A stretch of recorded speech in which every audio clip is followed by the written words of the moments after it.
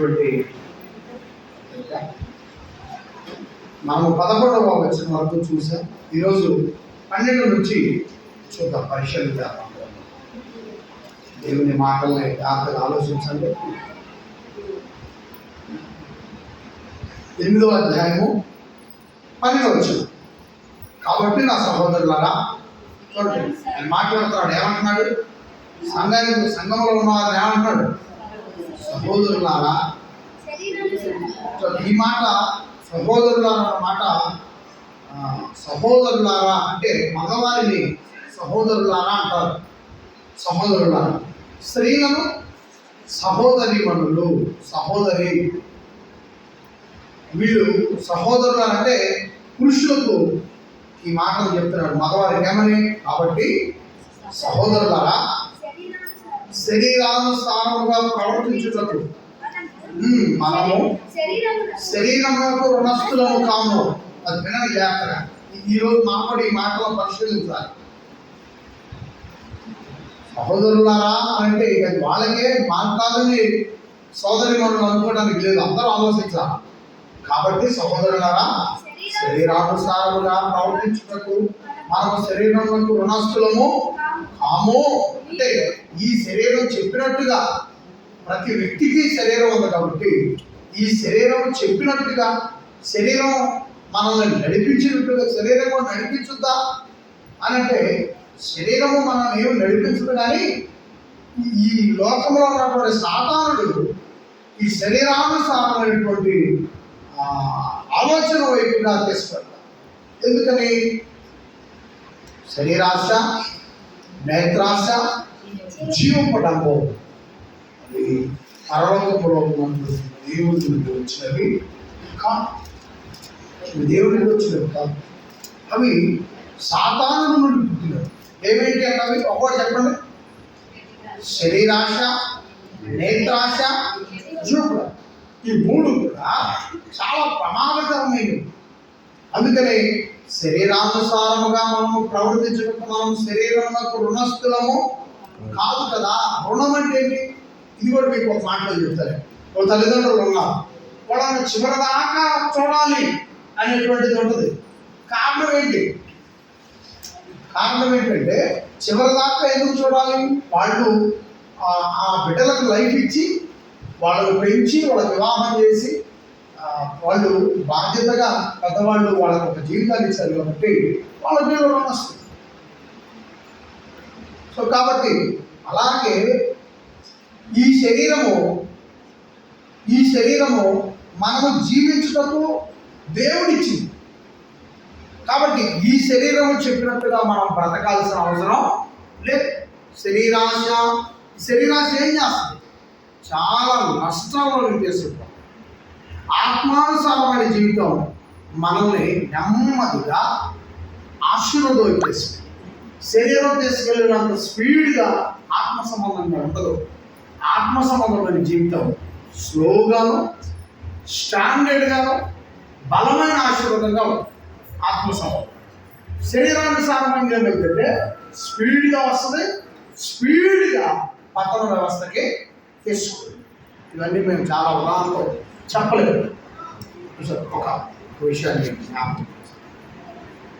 నేను రాత్రి చూసాను ఆ వీడియో. ఒక అమ్మాయి 5 అంతస్తుల పైకి ఎక్కింది. యవనస్తులు 5 అంతస్తుల పైకి ఎక్కి వీళ్ళందరూ కింద ఉన్న వాళ్ళందరూ కూడా ఆమెను చూస్తా ఉన్నారు.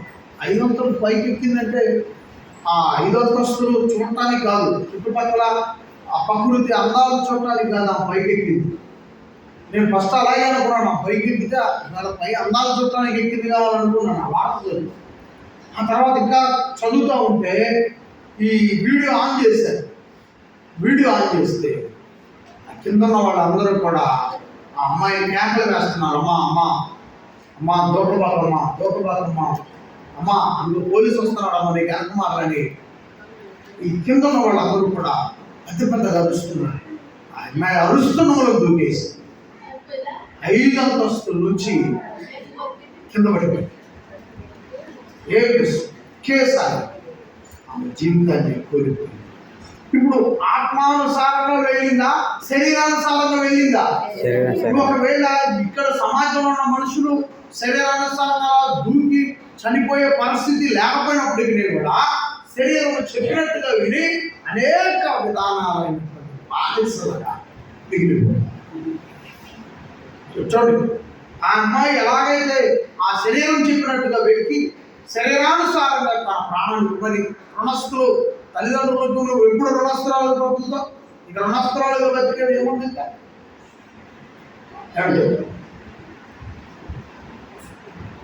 ఎక్కడ అమ్మాయికి ఫెయిల్యూర్స్ ఉన్నాయో మరి రకరకాల పరిస్థితులు ఉన్నాయి కదా ఈరోజు పరిస్థితి. ఎక్కడ ఫెయిల్యూర్స్ ఉన్నాయో అనవసరంగా ఫెయిల్ అయిపోయింది ఆ అమ్మాయి, నష్టపోయింది, తల్లిదండ్రులకు నష్టం కలిగించింది. ఆ అమ్మాయి శరీరం ఆ అమ్మాయికి చెప్పినట్టుగా చూపించింది. వెళ్ళరా గమనించు ఒకసారి, ఇవన్నిటిని మనం ఆలోచించాలి. మనం ఏ విషయంలో కూడా శరీరానికి మనం ఆలోచించాలి.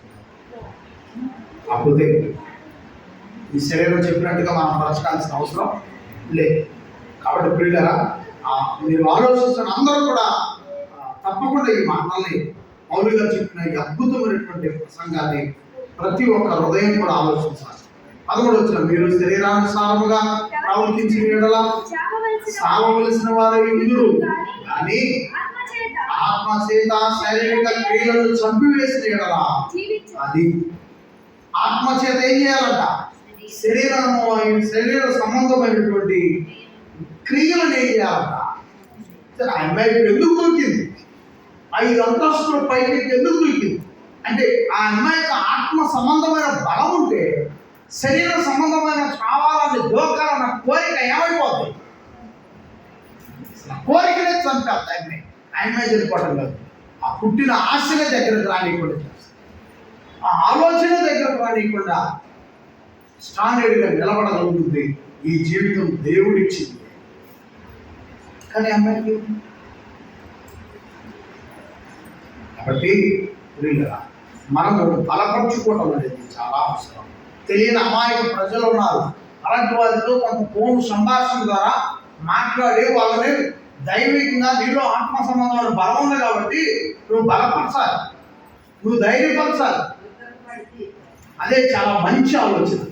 ఎందుకంటే ఆత్మ సంబంధమైనటువంటి వారు, శరీర సంబంధమైనటువంటి మన చుట్టాలు బంధువులు ఉన్నారు. అలాంటి వారిని నీవు బలపరచాలి. వాళ్ళు ఏదో ఒక బలహీనతలో ఉంటారు.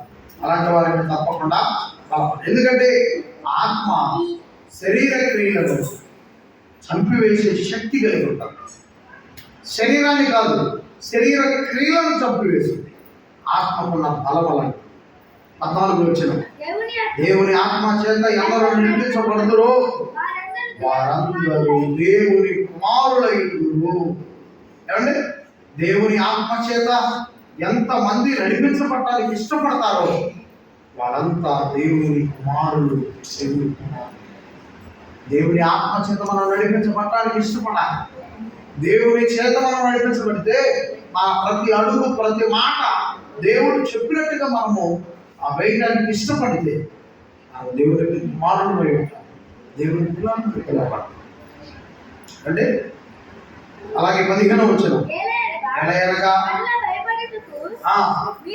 మరలా భయపడుటకు మీరు దాస్యపు ఆత్మను పొందలేదు కానీ దత్తపుత్రాత్మను పొందితిరి. ఆ ఆత్మ కలిగిన వారమై మనము అబ్బా తండ్రి అని మొరపెట్టుచున్నాము. పరిశుద్ధాత్మను కలిగి మన తండ్రి దేవుని ఏమని పిలుస్తున్నామంట? అబ్బా. అబ్బా అంటే అర్థమైంది తండ్రి. తండ్రి తండ్రి అని మనము మొరపెడుతున్నాం. మనము దేవుని పిల్లలమని ఆత్మ తానే మన ఆత్మతో కూడా సాక్ష్యం ఇచ్చుచున్నాడు. ఎవరి పిల్లలు అంటున్నాం? చెప్పండి, మాట్లాడారు. ఎవరి పిల్లలు మనం? దేవుని పిల్లలు. దేవుని పిల్లలు ఎలా నడుచుకోవాలి? 14 వచ్చిన ప్రకారం ఎలా నడుచుకోవాలి? ఆత్మానుసారంగా నడుచుకోవాలి. ఆత్మానుసారంగా నడుచుకుంటే మనము దేవుని పిల్లలను పిలువబడతాం, దేవుని కుమారులను పిలువబడతాం. ఆత్మానుసారంగా నడుచుకోవటం ఏంటి? లోకస్వార్త, మత్తయి స్వార్త 27వ అధ్యాయంలో, మత్తయి స్వార్త 7వ అధ్యాయంలో పరలోకమందున్న నా తండ్రి చిత్త ప్రకారం జరిగించువాడే పరలోకానికి అర్హుడు. ఏంటి తండ్రి చిత్తం? తండ్రి చిత్తం ఏంటి? లోకస్వార్త 15వ అధ్యాయము 7వ వచనము, ఒక పాపిని మారు మనస్సులోనికి తీసుకొస్తే పరలోకములో తండ్రి సంతోషిస్తున్నాడు. అంటే పాపిని మారు మనస్సులోనికి తీసుకొచ్చే ఒక వ్యక్తి పాపము జోలికి పోకూడదు కదా. ఆత్మ సంబంధమైన నడిపింపులోనికి తీసుకొచ్చే వ్యక్తి శరీర సంబంధమైన నడిపింపు వైపు వెళ్ళడు కదా. మహిళలు కానీ సోదరులు కానీ సోదరిమణుడు ఎవరైనా సరే ఆత్మ సంబంధమైనటువంటి నడిపింపులోనికి ప్రజలను తీసుకొచ్చేటప్పుడు వీళ్ళు శరీర సంబంధంగా జీవించరు కదా. అప్పుడు దేవుని పిల్లలని పిలువబడతారు. దేవుని పిల్లలు చేసే పనేంటి? లోకములో నశించిపోతున్న పాపులను దేవుని వద్దకు తీసుకొస్తారు. అప్పుడు దేవునికి ఏమవుతుంది? సంతోషం కలుగుతుంది. దేవునికి సంతోషాన్ని కలిగించే సోదరులైనా సోదరిమణులైనా దేవుని పిల్లలు కాదు. దేవుని పిల్లలు ఆత్మ సంబంధంగా నడిపించబడతారు. ఆత్మ సంబంధంగా నడిపించబడే పిల్లలు తండ్రి ఇష్టాన్ని నెరవేరుస్తారు. భూమి మీద తండ్రి ఇష్టాన్ని నెరవేరుస్తూ ఉంటే పరలోకములో ఉన్నటువంటి తండ్రి ఆనందపడతాడు. ఆయన చుట్టూ ఉన్న దేవతలు, ఆయన పక్కనే ఉన్న యేసుక్రీస్తు వారు అందరూ కూడా ఆనందపడతారు. ఆత్మ సంబంధంగా నడిపించడానికి యేసుక్రీస్తు చేసిన గొప్ప త్యాగం, శిలువ త్యాగం, మరణ త్యాగం, ఇవన్నీ జ్ఞాపకం చేసుకుంటాం. యేసుని ఎప్పుడైతే మన హృదయంలో ఉంచుకుంటామో అప్పుడు తండ్రిని మనము ఆనందపడగలుగుతాం, తండ్రిని మనము సంతోషపెట్టగలుగుతాం. ఏమండి?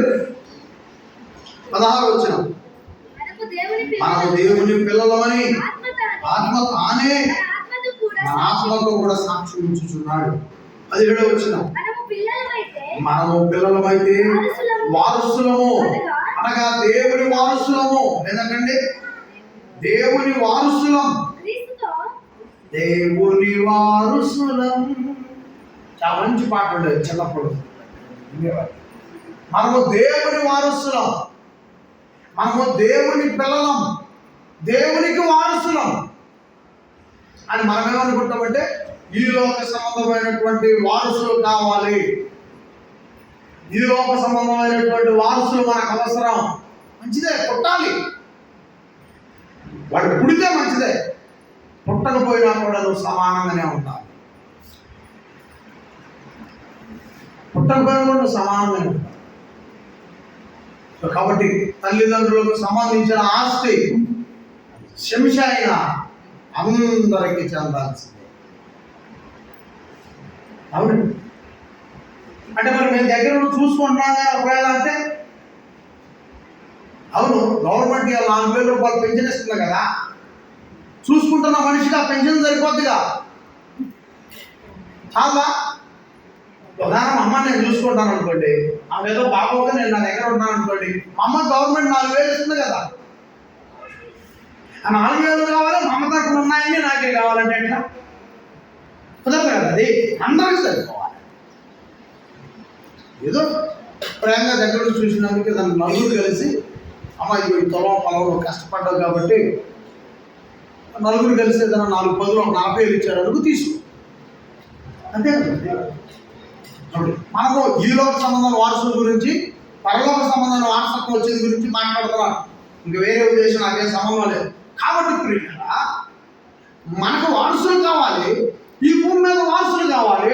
ఒకళ్ళు ఉంటే ఉన్నారు, లేకపోతే లేదు.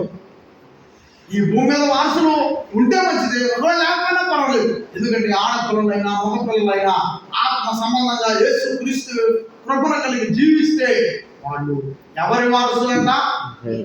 మాట్లాడండి. ఇప్పుడన్నా తెలియనప్పుడు మాట్లాడు, తెలిసినప్పుడు నోరి పరక. యేసుక్రీస్తు కృపణ కలిగి పరిశుద్ధాత్మ దేవుని చేత నడిపించబడుతూ మనం ఈ భూమి మీద బ్రతికితే ఖచ్చితంగా మనం కన్న తండ్రి వారసులం. ఆడ మగ తేడా కన్న తండ్రి వారసులం. భూలోక సంబంధం తండ్రి తల్లిలో ఉన్నాను, వానికి కూడా మనం వారసుడు. భూలోక సంబంధమైన తండ్రులకి అబ్బాయి ఉంటేనే వారసుడా కాదు, అబ్బాయి అయితే కడుపు మోయాలా, అమ్మాయి అయితే కడుపు తీయాలా. అబ్బాయి అయితే కడుపు మోయాలా, అమ్మాయి అయితే కడుపు తీయాలా. అందుకని ఏం చేశారు చట్టాలు? ఆడ మగ లింగ నిర్ధారణ చట్టం తీసుకొచ్చి ఇది ముందుగానే 4 నెలలు 3 నెలల ముందే చెక్ చేయించుకుంటే ఏడాది పంపిస్తున్నారు. ప్రభుత్వం అడిగి పంపిస్తుంది. ఇప్పుడు జైలుకి పంపిస్తున్నారు. డాక్టర్ గారైనా సరే ఆడపిల్ల మగపిల్లగాడని అడగడానికి వీళ్ళు లేక స్కానింగ్లో చూసుకుంటుంది అనుకో, ఇంకో వాళ్ళకి ఎవరికి చెప్పడానికి వీలు లేదు మన దేశం. అవును, అక్క ఎవరు మొత్తం కనుక్కొని వచ్చింది అక్కడ.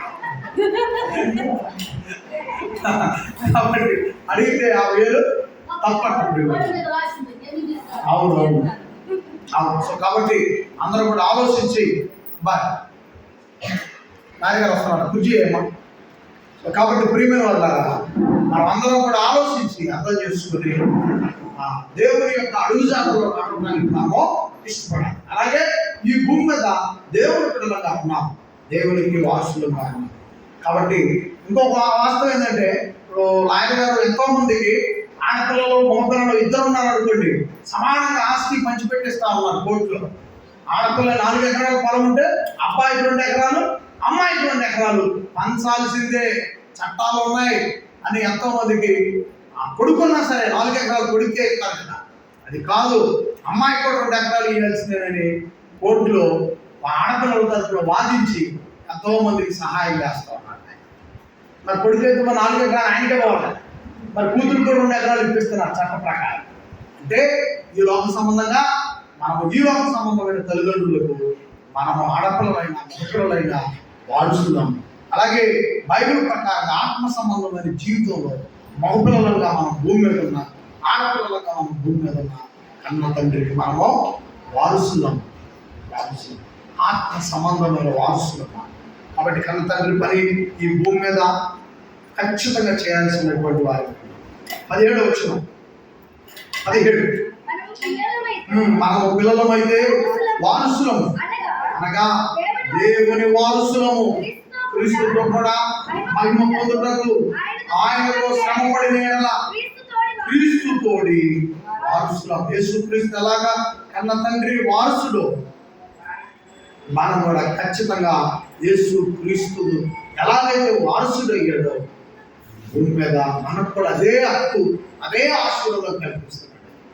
అంటే యేసు క్రీస్తు కంటే మనం గొప్ప త్యాగాలు చేస్తున్నామంటే ఏమీ లేదు. యేసు క్రీస్తు ఇచ్చిన ఆశీర్వాదాలు పొందుకొని బతుకుతున్నాం, కానీ కన్న తండ్రి మనస్సు ఏక మనస్సు. యేసు క్రీస్తుని వారసుడుగా ఎలాంటి ఆశీర్వాదం ఇచ్చాడో, యేసు క్రీస్తు తర్వాత మనకు కూడా దేవుడు అలాగే వారసులుగా మనకు కూడా ఆయన ఆశీర్వాదాలు సమానంగా ఇస్తున్నాడు. యేసుక్రీస్తుని కుడి పార్శ్వను కూర్చోబెట్టుకున్నాడు, మనల్ని అయితే ఆయన ఒడిలోనే కూర్చోబెట్టుకుంటాను అంటున్నాడు. ఎంత ఆశీర్వాదం! ఓకే, దేవుని గ్రంథంలో రాసి పెట్టింది ఎప్పటి వరకు నిన్ను ఆయన ఎత్తుకుంటాడని ఉంది, మృదింపు వరకు ఆయన నిన్ను సంఘం పెట్టుకుంటాడు. ఎత్తుకుంటాడు, అమ్మ ఎత్తుకున్నట్టు, నాన్న ఎత్తుకున్నట్టు మన జీవితాలని ఆయన ఎత్తుకుంటాడని 18 వచ్చిన మన ఎడల ప్రత్యక్షము కాబో మహిమ కాల శ్రమలు ఎన్నదగినవి కావు హెచ్చుచున్నాం. చూడండి, చాలా మంది మనం ఏమనుకుంటాం, క్రైస్తవ జీవితంలో అనేకమైన శ్రమలు, బాధలు, మన కణాలు వచ్చినాయి, ఆ కణాలు పోయినాయి, తర్వాత డెంగ్యూలు వచ్చాయి, తర్వాత ఈ మొత్తం అంతా కూడా చాలా మంది క్రైస్తవులు వ్యాధి బాధలకు అల్లాడిపోయారు. కానీ ఇంకేమనుకుంటున్నారు, ఇవో పెద్ద శ్రమలని, ఇవే పెద్ద బాధలని, మనము అనేక విధాలైనటువంటి పరిస్థితులు దేవుని నిందిస్తూ బాధపడుతున్న సందర్భాలు మనలో లేకపోలేదు. మనం బాధ వచ్చినప్పుడు తట్టుకోలేని శోధన వచ్చినప్పుడు ఇవి అసలు శ్రమలే. అలాంటి ప్రియమైన భక్తుల్ని వెంటబడి రంపాలకు పోయి శ్రమలు ప్రార్థించవద్దు, పునరావృతం. అలాంటి భక్తులు ఎంతో మంది యేసుక్రీస్తు కోసం, కన్న తండ్రి కోసం కన్నీళ్లు పెట్టారు. కానీ అలాంటి అవి వాళ్ళకి పెద్ద శ్రమలుగా భరించారు, పెద్ద శ్రమలుగా వాళ్ళు బాధపడలేదు, భరించారు ప్రతి. ఈరోజు ఈనాటి క్రైస్తవులు ఏ చిన్న మాట తట్టుకోలేని పరిస్థితిలో, ఏ చిన్న కష్టం తట్టుకోలేని పరిస్థితిలో, ఎందుకంటే పోయి కట్టెల పోయి పొగ నుంచి ఎక్కడికి వచ్చామా, గ్యాస్ పైకి ఎక్కడికి వచ్చామా, కట్టెల పోయి పొగ నుంచి గ్యాస్ పైకి వచ్చాం కదా, ఓర్చుకునే స్థితికి వచ్చాం. అప్పుడు కట్టెల పోయి కళ్ళమాట నీళ్లు కాకుండా అన్నం కూడా అయిపోయి కాదు, లేచేది కాదు. ఆ ఓర్చుకునేది గ్యాస్ పోయి దగ్గరికి వచ్చారు, ఏమైపోయాడు. అలాగే క్రైస్తవ జీవితంలో ఆనాటి భక్తులు కష్టం, శ్రమ, వాళ్ళ ఓపిక మనకు లేకుండా పోతుందని దేవుడు వాక్యం సెలవిస్తాడు. అందుకే కన్న తండ్రి వైపు, పరలోకం వైపు, ఏది నీకు కష్టం అనిపించదు. కన్న తండ్రి తన కుమారుడైన యేసుక్రీస్తుని విడిచిపెట్టిన విధానాన్ని చూడు, ఏది కష్టం అనిపించదు వాస్తవం. కానీ మనం గ్యాస్ పోయి అలవాటు పడ్డాం కదా, చిన్న ఆవిరి కూడా భరించలేని వాతావరణం, చిన్న శ్రమ కూడా దేవుడిని ఏంటయ్యో ఇలా చేసేవారి నిందించే పరిస్థితి మనం అలవాటు పడుతుంది. మళ్ళీ మనం ఒకసారి పరిచయం చేసుకోవాలి. ఎందుకంటే పౌలు గారు అదే ఆ విషయాలు జ్ఞాపకం చేస్తామని. 19వ వచనం, దేవుని కుమారుడు ప్రత్యక్షత కొరకు సృష్టి మిగుల ఆశతో కనిపెట్టుచున్నది. దేవుని కుమారుడు ప్రత్యక్షత అంటే రెండవ రాకడ కొరకై సృష్టి ఎదురు వస్తుందంటే, ఎందుకంటే నిన్ను భరిస్తుంది సూర్యుడు, నిన్ను భరిస్తుంది చంద్రుడు, నిన్ను భరిస్తుంది ఈ భూమి. గుంటూరు భారత దగ్గరికి వెళితే ఒక అపార్ట్మెంట్ 8-9 అంతస్తులు, 10 అంతస్తులు, ఒక అంతస్తు. అంటే భూమి ఏమైపోతుంది, మానవుడు కడుతున్న నిర్మాణాలను భరిస్తాం. యేసుక్రీస్తు చెప్తే 100 అంతస్తులు 200 అంతస్తులు కూడా ఏమైపోతాయి, భూమికి రెస్ట్ వచ్చింది. యేసు రాకతో ప్రకృతికి విశ్రాంతి, ఎందుకంటే ఇంక ఈ సృష్టి అనేది కనిపించదు. అందుకే నక్షత్రాలు, చందమామ, సూర్యుడు, ఈ చుట్టూ జలశరాశులు ప్రతిదీ కూడా ఎదురు చూస్తున్నాయి యేసు రాకడం. వాళ్ళు అడగకపోవచ్చు, తండ్రి మీ కుమారుని ఎప్పుడు పంపిస్తాని నువ్వు ఎప్పుడు అడిగి ఉండకపోవచ్చు. కానీ నీ చుట్టూ అరుస్తున్న కాకులు, నీ చుట్టూ పాకుతున్న పురుగులు, నీకు పండిస్తున్న నేల, పంట పండిస్తున్న నేల, గాలి వీస్తున్న గాలి, కనపడుతున్న కొండలు, ప్రతి యేసు రాకడం కొరకై ఎదురు చూస్తారు. ఆయన ఎప్పుడు వస్తాడో, మా విశ్రాంతి ఎప్పుడు కలుగుతుంది. కొన్ని వేల సంవత్సరాలుగా ఆ సూర్యుడు మండుతూనే ఉన్నాడు, విశ్రాంతి లేదు. వేల సంవత్సరాలుగా ఈ భూమి పండుతూనే ఉంది, విశ్రాంతి లేదు. యేసు రాకతో విశ్రాంతి వస్తుంది. ఆల్రెడీ పాత నిబంధనలో వీళ్ళు అనేక సందర్భాలు చెప్పాడు, చాలా మంచి గుర్తున్నాడు. కనుక యేసు కొరకే మనం ఎదురు చూడాల్సిన వారి, యేసు కొరకు ప్రతి రోజు కూడా ఎదురు చూసే వారి ఉంటే అవసరానికి తప్ప శరీర సంబంధమైనటువంటి ఏవి కూడా నీ దగ్గర రానివ్వలేదు. ఈ అధ్యాయం ద్వారా మనం తెలుసు. తప్పని పరిస్థితి ఒకవేళ ఏదైనా మనం ఇబ్బందుల్లో ఉంటే తప్ప, ఒకవేళ మనం 100% కరెక్ట్గా ఉండలేకపోవచ్చు, కానీ 10-20% అన్న నమ్మకంగా భక్తులు ఉంటాయి. ప్రియమైన భక్తులు ఆనాడు యేసు కొరకై 1000% ఖచ్చితంగా బతికారు. మన కనీసం ఒక 10-20% అన్నా బతకలేకపోతే వెళ్ళాలి. ప్రభు రాకడలో మనం చాలా నష్టపోతాం. ప్రభు రాకడలో ప్రకృతికి ఆనందం కలుగుతాము, కానీ తీవ్రంగా నష్టపోయేది మానవుడే. మానవ జీవితం తీవ్రంగా నష్టపోతుంది యేసుక్రీస్తు రాకడ. ఎందుకో తెలుసా? ఆయన రాకడలో మనం ఎందుకు నష్టపోతాం తెలుసా? ప్రకృతికి పరలోకం అవసరం లేదు. ఇక్కడ మండమన్నాడు, ఇక్కడ ఆడిపోమన్నాడు. కానీ ఇక్కడ మండే నీవు పరలోకంలో కూడా వెలగాలి. ఏ మాత్రం కూడా నువ్వు ఆ పరలోకంలో అడుగులు వేయకపోతే ఇక మండుతున్న ఎవరు ఆర్పలేనిది అగ్ని, దానిలో నిత్యము కాలిపోతూ కేకలు పెడుతూ ఎవరికి నష్టం? ప్రకృతిగా ప్రభు రాకడ, మనిషిగా నష్టం. అంటే మారకపోతే, శరీరానుసారంగా బ్రతికితే మానవుడికే నష్టం, స్త్రీ పురుషులకే నష్టం. కాబట్టి ఆలోచించి ఖచ్చితంగా యేసు కొరకై మనము నిరీక్షణ కలిగి మంచి జీవితాన్ని ఈ రోజు నుంచే ప్రవర్తించడానికి ప్రయత్నం చేద్దాం. 20 వచనం. ఏలయనగా సృష్టి నాశనములకు లోనైన దాస్యముల నుండి విడిపించబడి దేవుని పిల్లలో పొందబో మహిమ గల స్వాతంత్రము పొందుటకు నిరీక్షణ కలదై స్వేచ్ఛ స్వాతంత్రము పొందునట్టు. నిరీక్షణ కలదై స్వేచ్ఛ స్వాతంత్రం కాక దానిని లోపరిచిన వాణిని మూలముగా 22 సృష్టి యావత్తు ఇది వరకు ఏకగ్రీవముగా మూలుగుచు ప్రసవేదన పడుచున్నదని ఎరుగుదు. ఎటనరా సృష్టి ప్రసవేదన పడుతున్నాడు. ఎందుకు తెలిసిన తండ్రి ఆ కుమారుడు పంపించాడు. తండ్రి ఆ కుమారుడిని పంపించు. ప్రసవేదన నొప్పులు పడుతున్నాడు.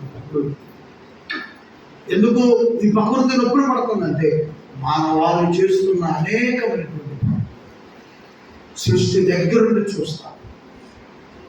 స్త్రీ ధర్మం మరిస్తే, భర్త ధర్మం మరిస్తే ఈ నేల అనేక ప్రదేశాల్లో నుండి చూస్తుంది.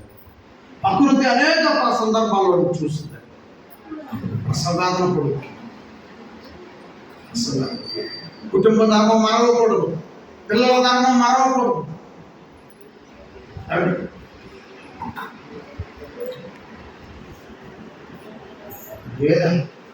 ఒక 50 ఏళ్ళు ఇచ్చి కొనుక్కుంటే తను 50 ఏళ్ళు ఇచ్చి కొన్న సంగతి ఆ గేదెకి తెలియదు. కానీ పట్టుకొని వస్తున్నటువంటి యజమాని గుర్తుపెట్టుకుని సాయంత్రానికి అక్కడికి వచ్చి ఆ గేదె యొక్క ధర్మాన్ని ఏం చేయాలి,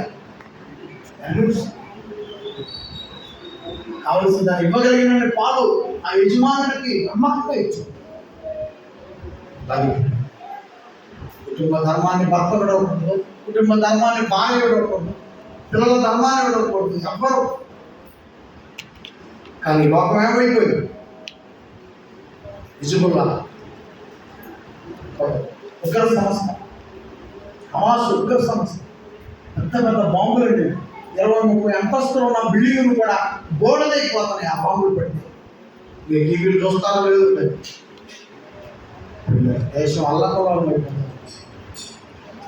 ఏమైంది సృష్టి ప్రసవేదన పడకేమైంది? నువ్వు మొత్తుకోవేమో చేసి రాకపోవడం, సృష్టి మొత్తుకుంటుంది. రమ్మవుతారు పరిస్థితులు అలా మారి. 23 అంతేకాదు ఆత్మ యొక్క ప్రథమ ఫలము నొందిన మనము కూడా దత్తపుత్రాత్మ వరకు అనగా మన దేహం యొక్క విమోచన వరకు కనిపెట్టచ్చు మనలో సమస్తము మూలుగుచున్నవని, మనలో మనము మూలుగుచున్నవని ఎలయనగా నిరీక్షణ గలవారమై రక్షించబడితివి. నిరీక్షింపబడినది కనబడినప్పుడు నిరీక్షణతో పని ఉండదు. తాను చూస్తున్న దాని వరకు ఎవరు నిరీక్షించును? 25 మనము చూడని దాని కొరకై నిరీక్షించిన ఎడల దాని కొరకు కనిపెట్టుదుము. 25 టిక్కు పెట్టుకోండి.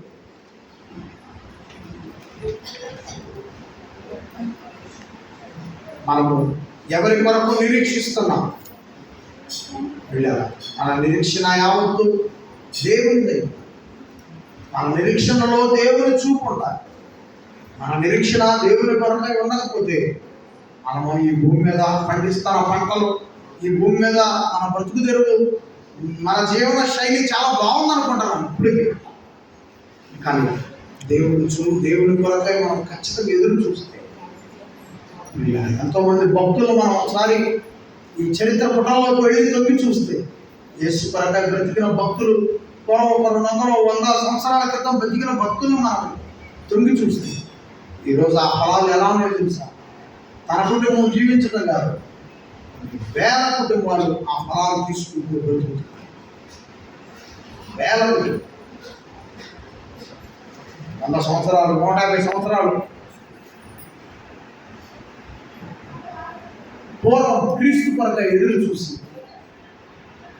ఆ ఎదురు చూపులో వాళ్ళ జీవితాలను పదిలపరుచుకొని ఆత్మ సమానంగా ఫలించిన కుటుంబాలు ఈరోజు దేశ విదేశాలలో ఎంతో మందికి జీవితాన్ని ఇచ్చారు. ఇక్కడ సామాన్యురాలుగా కూర్చున్నా నువ్వు లేదు, సామాన్యుడిగా కూర్చున్నా నువ్వు లేదు. ఈరోజు మన చుట్టూ ఉన్న వాతావరణాన్ని చూసి, మన దగ్గర ఉన్న కొంత మేర ఆదాయాన్ని చూసి, ఇదే నాకు చాలు, ఇదే గొప్ప జీవితం, వాళ్ళ మీద వీళ్ళ మీద నేను బాగున్నాను అనుకుంటున్నాను. ఇది కొంత మేరకే.